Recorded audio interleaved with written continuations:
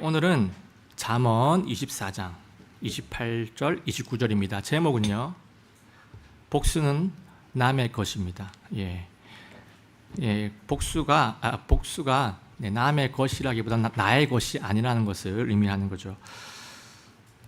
벌써 지금 9월 한 주가 지나갔습니다.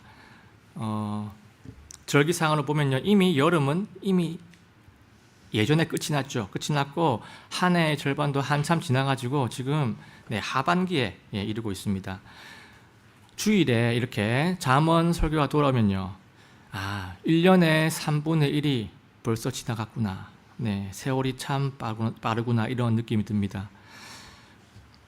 오늘 잠언은요, 일상에서 우리가 겪을 수 있는 그런 일에 대한 하나님의 지혜입니다. 그리고 오늘 본문은요, 정말 그 예수님을 닮는, 그리고 성화된 삶으로 우리가 또 하나님과 관계를 가깝게 해주는 그러한 말씀으로 우리를 이끌어 줄 것입니다.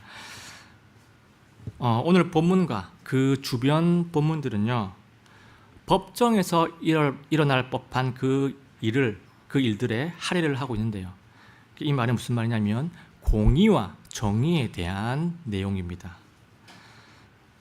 모든 국민들이 법 앞에서 평등해야 하는데, 실제로 보면은 어떻습니까? 실제로 보면 권력이 있다거나 돈이 많은 자들은 법의 판결이 기울어진다거나 또는 법의 집행이 느슨하게 집행되는 경우가 종종 있습니다. 참으로 안타까운 현실인데요. 그래서 우리가 이런 상황들을 보면 하나님의 법, 하나님을 믿고 신뢰해야겠구나라는 마음이 다시금 들곤 합니다. 오늘 본문 앞에 나오는 구절들, 그러니까 23절부터 26절까지 말씀은요, 재판관을 대상으로 하는 하나님 말씀입니다. 그러니까 이 재판관은 뇌물을 받는다거나 아니면 개인적인 사적인 관계 때문에 구분 판결을 해서는 안 된다, 이런 메시지가 선포가 됩니다. 그러니까 국가 권력이 주어진 리더들이 명심해야 될 말씀이라는 것이죠. 앞부분 23절, 26절은요. 그런데 오늘 본문 28절, 29절은요, 일반 사람들을 대상으로 하는 말씀입니다. 어떤 말씀들이 선포가 되고 있는지 한번 들어가 보겠습니다. 잠언 24장 28절입니다. 까닭 없이 내 이웃을 대적하는 증인이 되지 말며 내 입술로 속이지 말라. 지금 구절은요, 거짓 증인이 되지 말라고 지금 선포를 하고 계십니다. 그런데 이 오늘 말씀은요, 증인이니 뭐니 어떤 특수한 상황만 가지고 말하는 게 아니고요, 그냥 일상생활에서 무고한 사람, 무고한 이웃들한테 근거 없이 해치지 말라는 그런 원리적인 부분을 다루고 있는 본문입니다. 그래서 어떤 특수한 사항을에만 적용이 되는 것이 아니고 우리 모두에게 적용을 할 수 있는 내용입니다. 지금 맨 앞에 보시면 까닭 없이라는 단어가 나오죠. 까닭 없이. 이 까닭 없이는 히브리어로 뭐냐면요, 흰남입니다. 흰남은 뜻이 근거 없이, 원인 없이라는 뜻을 가지고 있습니다.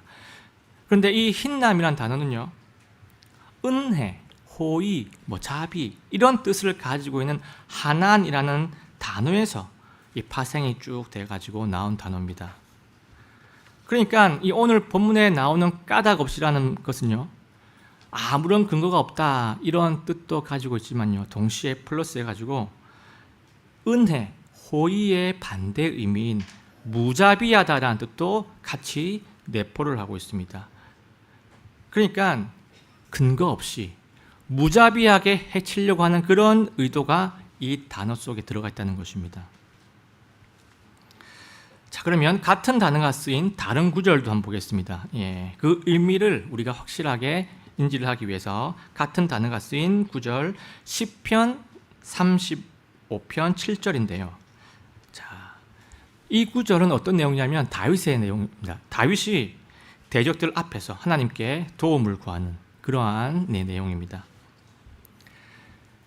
그들이 까닭없이 내 혼을 해치려고 구덩이를 파며 까닭없이 나를 잡으려고 거기에 자기 그물을 숨겨 싸우니.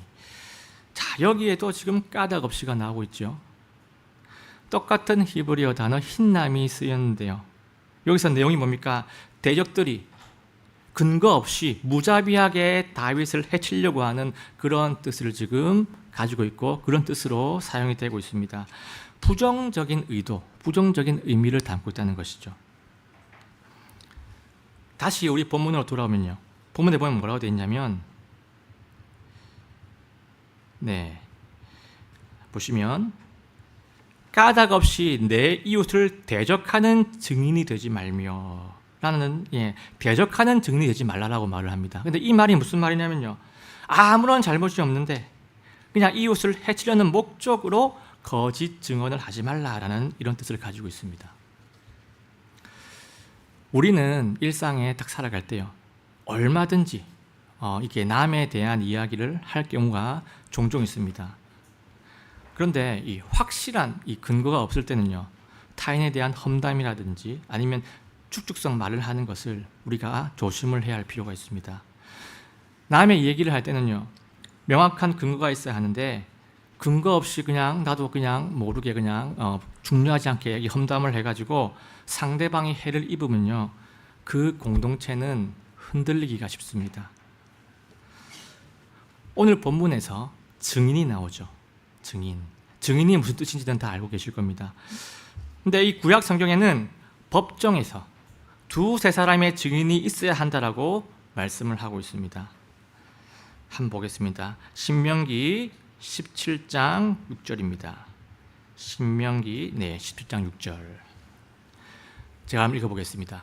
죽여 마땅한 자를 두 증인이나 세 증인의 입의 증언으로 죽일 것이며 한 증인의 입의 증언으로는 죽이지 말 것이며.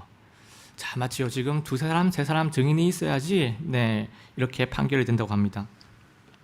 그런데 이 두세 사람의 증인을 통해 가지고 만약에 유죄 판결이 땅땅땅 내려지면요.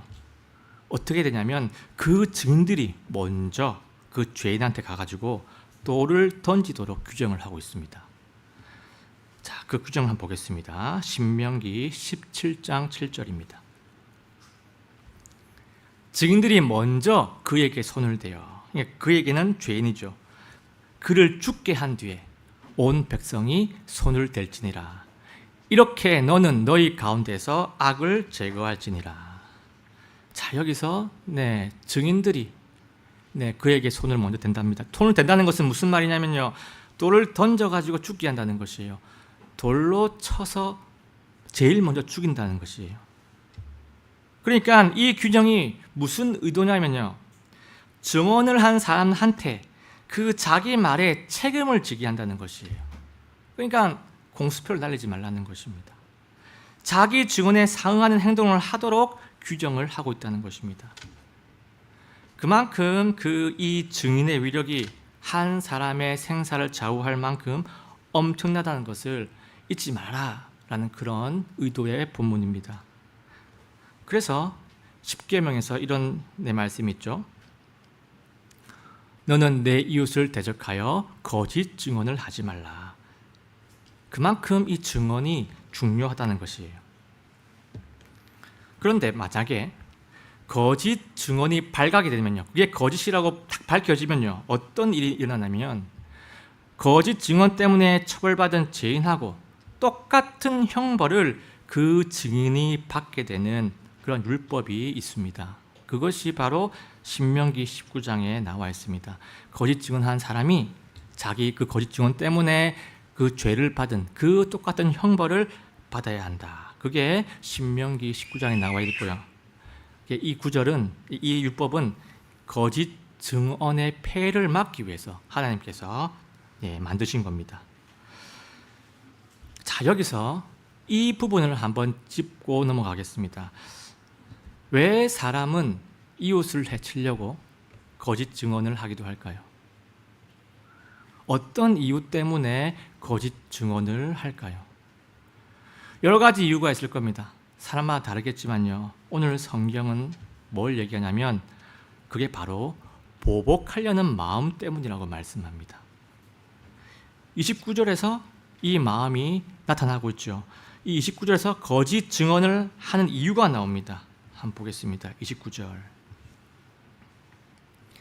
너는 말하기를 그가 내게 행한 대로 나도 그에게 그렇게 행하고 그 사람의 행위대로 그에게 갚으리라 하지 말라. 자, 지금 이 구절은요, 자기가 당한 일을 그대로 갚지 말라고 지금 말씀을 하고 있습니다. 보복을 하지 말라는 말인데요, 대개 이 보복이라는 것은요, 이 마음속에 원한이 있을 때 보복을 하게 됩니다. 그러니까 앞에 나온 28절하고 딱 연결시키면요, 무슨 내용이냐면 사람은 종종 자기가 당한 일을 가지고 원한이 딱 생겼을 때 그때 보복의 마음으로 거짓 증언을 하기도 한다고 지금 말씀을 하고 있는 겁니다. 그러니까 복수를 하려고 하는 그 마음에 내가 사로잡혀가지고 있다는 것이죠. 거짓 증언을 해서라도 나에게 해를 입힌 사람한테 해를 끼치고 싶은 것입니다. 사실 우리는요, 그렇게 거짓 증언 같은 거 하진 않죠. 당연히 하지 않습니다. 그런데 비슷한 잘못은 종종 하기도 합니다. 어떤 경우가 있습니까? 어떤 과거에 문제에 누군가한테 피해를 당해가지고 속으로 이렇게 원한을 품고 있다가 다른 일에서 뭔가 빈틈을 보이면요, 원한을 가지고 과도하게 대응하는 경우가 종종 있습니다. 세상 이 뉴스를 보고 있으면 그런 장면들이, 그런 느낌들이 나죠. 아, 이건 보복이구나, 이거는 그냥 감정이구나, 이런 느낌이 들 때가 종종 있습니다. 사실 이 죄가 있는 사람한테 그게 죄라고 말하는 것은요, 잘못이 아닙니다. 그것은 거짓 증언이 아니라는 것이죠. 그런데 그게 아니고요, 원한이 있어가지고 안 한 행동을 한 행동으로 만든다면요, 그 자체는요, 엄청난 죄가 되어버리건 맙니다. 구약 성경에 좋은 예가 하나 있습니다. 다윗의 이야기입니다. 다윗이 사울 왕을 피해가지고 도망을 갔는데요, 어디로 갔냐면 놉이라는 도시에 도망을 갔습니다. 근데 거기에 아히멜렉이라는 사람이 있는데요, 그 사람한테 가가지고 음식을 요청합니다. 배가 고픈 거죠. 음식을 못 챙겨와가지고. 그러니까 아히멜렉이 뭐라고 하냐면요, 지금 일반적인 보통 빵은 없고 거룩한 빵만 있다라고 이렇게 말을 합니다. 거룩한 빵, 어떤 빵, 무엇을 얘기합니까? 거룩한 빵? 예, 이 빵을 얘기하는 거죠. 성소 안에 있는, 성소 안에 있는 빵상, 빵을 놓는 상 위에 있는 이 빵들을 말하는 것이죠. 더 자세히 보면 이겁니다. 예, 여기 떡이라 되어 있지만 빵입니다. 예, 여기에 6개. 이 거룩한 빵을 지금 말하고 있습니다. 그러니까 이 아히멜렉의 답변에 다윗이 딱 듣고 뭐라고 하면요, 아, 이 거룩한 빵이라도 달라고, 참 좋다라고 이런 식으로 말을 합니다. 그러니까 지금 음식이 진짜 필요하다는 것이에요. 그러니까 아히멜렉이 뭐라고 답을 하냐면요, 아, 그러면 다윗의 부하들이 여자들을 가까이 하지 않았다면 기꺼이 이 거룩한 빵을 주겠다. 그러니까 이 말이 무슨 말이냐면요, 아, 이 너의 그 부하들이, 당신의 부하들이 거룩을 유지한 상태라고 하면은 이 거룩한 빵을 줄 수 있다, 이렇게 말을 합니다. 그러니까 다윗의 부하들을 딱 알아보니까 진짜로 거룩한 상태를 유지하고 있죠. 그래가지고 이 아히멜렉이 이미 사용한 용도가 끝난 거룩한 빵을 다윗에게 탁 건네줍니다. 그런데 이 장면을 누가 보냐면요, 사울 왕의 신하인 도액이라는 사람이 탁 이렇게 목격을 합니다. 장면을 딱 보고 이 도액이 그 다음에 어떤 행동을 하냐면요, 바로 이 사울 왕에게 달려가가지고 이 아히멜렉이 다윗과 이 작당 모의를 했고요, 그리고 앞에서 어떤 반역을 하면 되는지 이 다윗이 다 이렇게 조언을 해줬다고 자기 상상대로 거짓 증언을 하고 맙니다. 그냥 말 그대로 진짜 거짓 증언인 것이죠. 그래서 이 말을 들은 사울 왕은요, 분노가 치밀어 올라가지고 어떻게 했냐면 아히멜렉 가문의 85명을 죽여버리고요, 그리고 그 도시에 있는 모든 사람을 죽이고 가축들도 다 몰살시켜 버리고 맙니다. 이렇게 끔찍한 사건이 사무엘상 21장과 22장에 기록이 되어 있습니다. 한번 보겠습니다. 사무엘상 22장 18절 19절. 왕은 사울 왕이죠. 왕이 도액에게 이르되 너는 돌아서서 제사장들을 덮치라 하매 그날에 아마 에봇을 입은 자 85명을 죽였고 제사장들의 도시 놉을 칼날로 치되 남자들과 여자들과 아이들과 젖 먹은 자들과 소들과 나귀들과 양들을 칼날로 쳤더라. 이 한 사람의 거짓 증언이 얼마나 치명적이고 파괴적일 수 있는지 보여주는 단적인 예입니다. 자, 다시 28절로 한번 가보겠습니다.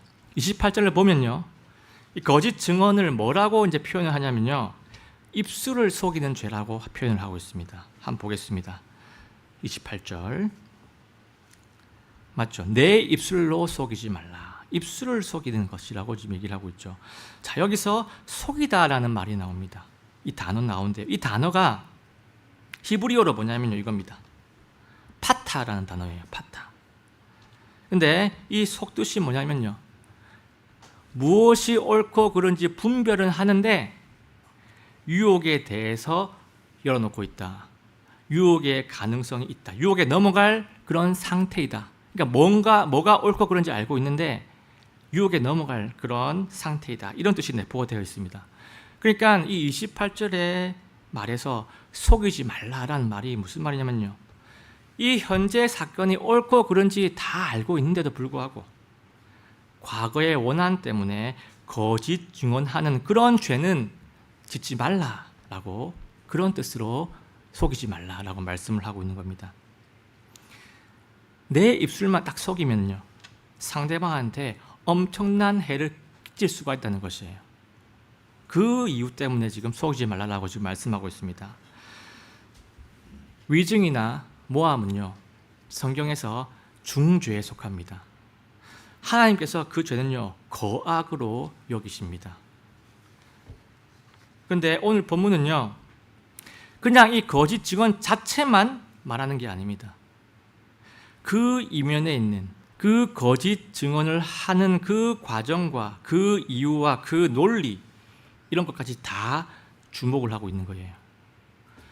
원한이 있어가지고, 감정이 있어가지고 불법으로 해를 끼치는 그 일련의 과정들, 흐름들을 지금 지적을 하고 있는 겁니다. 우리는 이 사회생활을 하다 보면요, 상대방의 실수이든 고의든 간에 어떤 식으로든 피해를 입을 수가 있어요. 우리는 이제 집 안에 말고 밖에 나가면 어떤 식으로든 피해를 입을 수가 있다는 것이죠.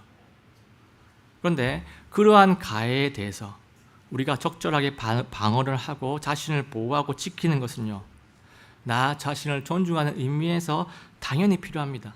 당연히 필요한 것입니다. 괴롭히는 것을 받아주는 게 사랑이 아니지요.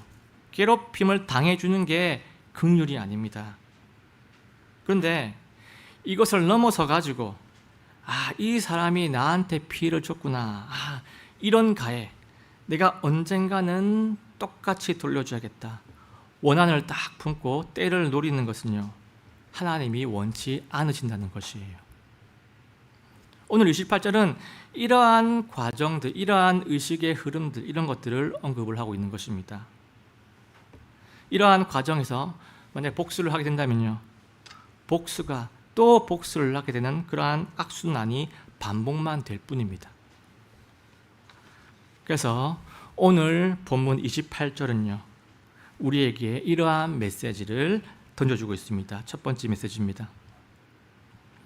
원한을 가지고 이웃을 해치는 것, 이웃에게 해를 끼치는 것은 하나님이 원치 않으신다라고 28절은 이것을 말씀하고 있습니다.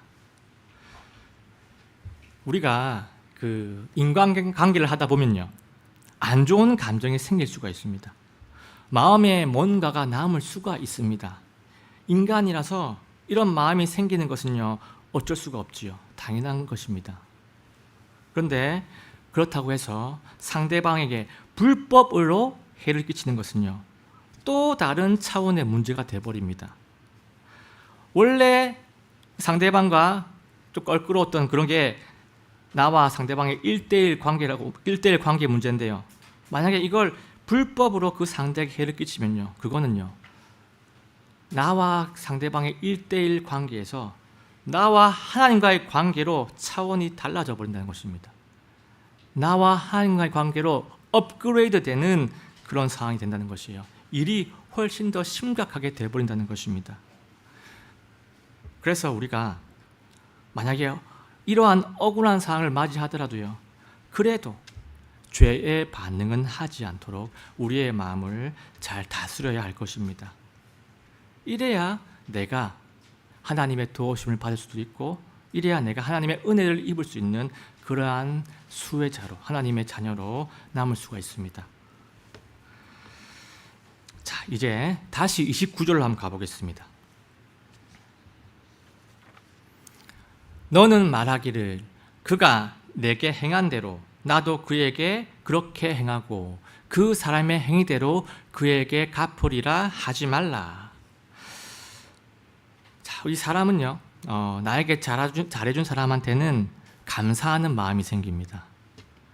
그런데 나에게 잘못을 한 사람한테는 앙심이 생길 수도 있습니다. 그리고 특히 나에게 큰 피해를 준 사람한테는요, 앙심을 넘어서 가지고 보복심이 생길 수도 있지요. 그런데 성경은 이렇게 선포를 하고 있습니다. 마태복음 7장 12절입니다. 그러므로 무엇이든지 사람들이 너희에게 해주기를 바라는 모든 것을 너희도 그들에게 그대로 하라. 이것이 율법이요 대언자들이니라. 자, 지금 이 구절은요, 뭐라고 얘기하냐면 남에게 대접을 받고 싶으면 먼저 그대로 대접을 하라고 지금 말씀을 하고 있습니다. 그런데 이 말을 똑같은 원리로 따지면요, 내가 남에게 보복을 받고 싶지 않으면 나도 보복을 하지 말라라는 같은 의미가 있는 것이에요. 내가 복수를 하면 또 다른 복수가 그대로 돌아오게 된다는 것입니다. 혹자는 이 말을 딱 듣고 이런 생각이 들지도 모르겠습니다. 나는 다른 사람한테 피해를 줬다거나 나쁜 짓을 한 적이 없는 것 같은데, 복수 같은 거 내가 받을 것이 없는 것 같은데, 이런 생각이 들지도 모르겠습니다. 그런데 이것은요, 나 혼자만의 생각일 수도 있다는 것이에요. 우리는 나도 모르게, 나도 의식하지 못하게 누군가에게 상처를 줬을 수도 있고요, 오해 때문에 이 심적인 해를 미칠 수도 있었습니다. 우리는 인간이기 때문에 모든 상황을 다 파악하지는 못하죠. 상대방의 입장을 다 알지 못하기 때문에 내 의도와는 다르게 무관하게 상처를 가했을 수도 있다는 것입니다. 이러한 상황에서 상처받은 사람이 앙심을 딱 품고 나에게 보복을 한다면요, 맑은 하늘의 벼락처럼 내가 상당히 어려워질 수도 있다는 것이에요. 그래서 결국 이 성경의 원리는 뭘 얘기하냐면, 내가 남에게 잘해야 하는 것도 있겠지만 그 전에 먼저 남에게 보복을 한다거나 불법적인 안갚음하는 것, 이런 것들을 하지 말아야 한다는 것을 먼저 얘기를 하고 있습니다. 성경은요, 사랑을 하고 포용을 하는 그 마음을 항상 강조를 하고 있습니다. 예수님이 이 땅에 오신 그 이유들 중에 중요한 한 이유는요, 잃어버린 사랑을 회복시키고 잃어버린 포용을 회복시키는 것도 그 이유 중에 하나입니다. 그런데 성경을 잘 알고 계시는 분들은 또 이런 생각이 들 수 있습니다. 성경에 보면요, 소위 보복법이라는 것이 있습니다. 율법에. 그런 율법이 존재하죠. 한번 보겠습니다. 출애굽기 21장 24절 25절. 눈은 눈으로, 이는 이로, 손은 손으로, 발은 발로, 화상은 화상으로, 상처는 상처로, 매는 매로 갚을지니라. 자, 이 구절을 보면요, 죄에 대해서 그대로 갚으라고 지금 말씀을 하고 있습니다. 그런데 오늘 잠언 본문은요, 보복성 죄를 짓지 말라고 선포를 하고 있습니다. 자, 지금 이 두 구절이 같은 구약 성경인데도 불구하고 상충을 하고 있는 것 같은데요. 그럼 어떻게 조화롭게 우리가 이해를 할 수 있을까요? 네, 이렇게 내용이 상반되어 보이는 이 구절이 있으면요, 우리가 당황스럽습니다. 그런데 꼼꼼하게 따져보면요, 우리가 둘 다 지킬 수 있습니다. 지금 이 출애굽기에 나오는 눈에는 눈, 이에는 이 율법은요, 문맥을 잘 살펴보면은 어떤 범위냐면요, 공동체 질서 유지의 율법입니다. 그러니까 사회를 보호하고 사회 질서를 유지하기 위해서 눈에는 눈, 이에는 이라는 이 율법이 필요한 것이에요.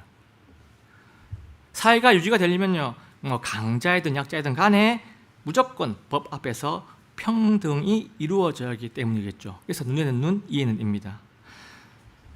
그런데 오늘 본문은요, 개인 간의 관계 안에서에 대한 부분입니다. 사회 공적인 부분이 아니라는 것이에요. 한 개인이 나 개인한테 뭔가를 잘못했을 때 반드시 갚아주리라 하지 말라는 것입니다. 사적인 이 관계에서 보복을 하는 것은요, 하나님 보시기에 죄라고 지금 말씀을 하고 있는 겁니다.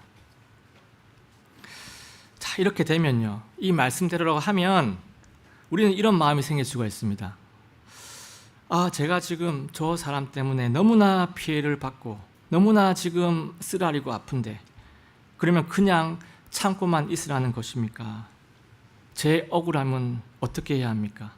제 억울함은 하나님 전혀 중요하지 않습니까? 이런 마음이 들 수도 있습니다. 네, 사람이니까 당연히 들 수가 있겠죠. 하지만 이 말은요, 하나님이 존재하지 않을 때 100번도 맞는 말입니다. 그런데 우리 하나님은요, 분명히 살아계시죠. 우리는 우리 개개인의 관계 속에서, 그리고 예수님의 십자가 이 진리 속에서 하나님의 이 살아계심을 주목할 필요가 있습니다. 하나님께서 모든 이 상황들을 다 보고 계시고 그 상황을 다 알고 계시고 하나님께서 의롭게 통치하고 계시다는 것을 우리는 인지를 해야 합니다. 성경은요, 원수 갚는 일이 개인의 신자 영역이 아니고요, 하나님의 영역이라고 분명히 선포를 하고 있습니다. 로마서 12장 19절입니다. 극진히 사랑하는 자들아, 너희 스스로 원수를 갚지 말고 도리어 진노에 맡기라. 기록된 바 원수 갚는 일은 내 것이니 내가 갚으리라. 주가 말하노라 하였느니라. 우리 하나님은요, 공의도 있으시고 사랑이시고 거룩하신 하나님이시기 때문에요, 이 어렵고 복잡 미묘한 이 인간관계를요, 나의 주인께서 가장 올바르고 합당하게 인도하시고 다스려 주십니다. 그리고 이 보복을 참는 나에게는요, 하나님께서 내 마음을 가장 너무나 잘 아시기 때문에 마음적으로 내가 모자라서 내가 부침이 있다는 것을 주님께서 가장 잘 아시기 때문에 주님께서 나의 그 아픈 부분을 은혜로 보살펴 주시고 사랑으로 꼼꼼하게 메꿔주실 것입니다. 내가 할 수 없는 부분은요, 주님께서 반드시 회복시켜 주실 것입니다. 그래서 오늘 본문의 두 번째 메시지는 이겁니다. 개인의 원한은 보복하려 하지 말고 주님께 맡겨라. 주가 해결하신다. 이것이 오늘 본문의 두 번째 메시지입니다. 오늘 이 잠언 본문은요, 우리가 일상에서 겪을 수 있는 그러한 작은 사안을 가지고 다루고 있습니다. 짧은 본문이지만요, 우리가 이 보복심에 붙잡혀가지고 더 힘들게 살아갈 수 있는 상황을 해방시켜주는 정말 존귀한, 정말 귀한 말씀입니다. 우리 예수님은요, 믿는 자가 예수님 때문에 행복하기를 원하십니다. 예수님의 피로 우리가 의롭게 되기를 원하시고요, 예수님의 다스림 덕분에 우리가 거룩하게 되기를, 성화되고 하나님과 관계가 가까워지기를 원하시고요, 예수님의 방법으로 악을 이기는 승리자가 되기를 원하십니다. 그래서 우리가 이 예수 그리스도 덕분에 죄 때문에 오는 그 모든 고통에서 해방이 되고 말씀으로 소생하게 되고 말씀으로 이겨내는 승리자의 한 주가 되시기를 예수님의 이름으로 간절하게 소원합니다. 마지막으로 로마서 12장 20절, 21절 다 같이 읽고 설교를 마치겠습니다. 다 같이 읽겠습니다. 시작. 그러므로 내 원수가 줄이거든 그를 먹이고 그가 목마르거든 그에게 마실 것을 주라. 그리함으로 네가 그의 머리 위에 불타는 숯을 쌓으리라. 악에게 지지 말고 도리어 선으로 악을 이기라. 아멘.